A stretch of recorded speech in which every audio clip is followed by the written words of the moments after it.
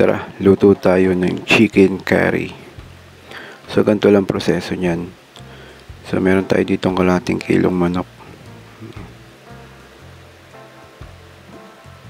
Tapos, andyan yung patatas, carrots, tapos syempre sibuyas, bawang at bell pepper.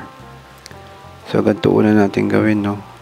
Painit tayo ngayon ng mantika sa kawali. Yan. Sa unang proseso dyan, mga kaluto, is yung prituhin muna natin, no, yung ating carrots at patatas. Ito yung sekreto para mas matagal mapanis din, matagal masira yung ating mga ulam. At the same time, madali siyang maluto.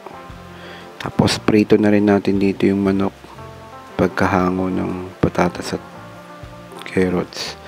Pagka ganyan na siya, medyo brown na yung manok, hanguin na rin natin yan. Tapos mag-isa na tayo ng bawang at sibuyas.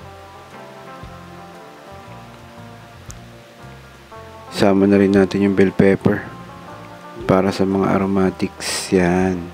Lagay na natin yung pinirito nating manok. Lagyan natin syempre ng paminta. Halu-haluin lang natin yan hanggang sa masutay siya. Syempre, lagyan natin na ng gatas. Ito yung magpapakrema din dun sa chicken curry natin. Yung meron siyang may evaporada.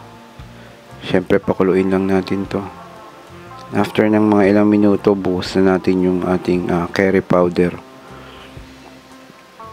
So, haluin lang natin yan para ma-mix yung ating powder. Humalo na dun sa gatas, no? Tapos, lagyan natin ng konting tubig.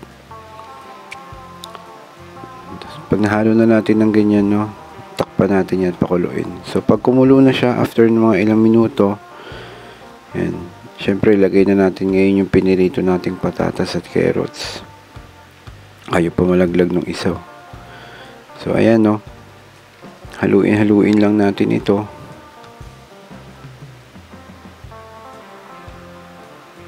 After nyan, syempre lagyan natin ng paprika, pampadagdag sa lasa, saka turmeric powder. Yan.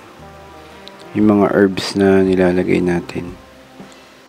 After haluin yan, no, takpan natin siya. Tapos mga ilang minuto, ayan na, luto na siya.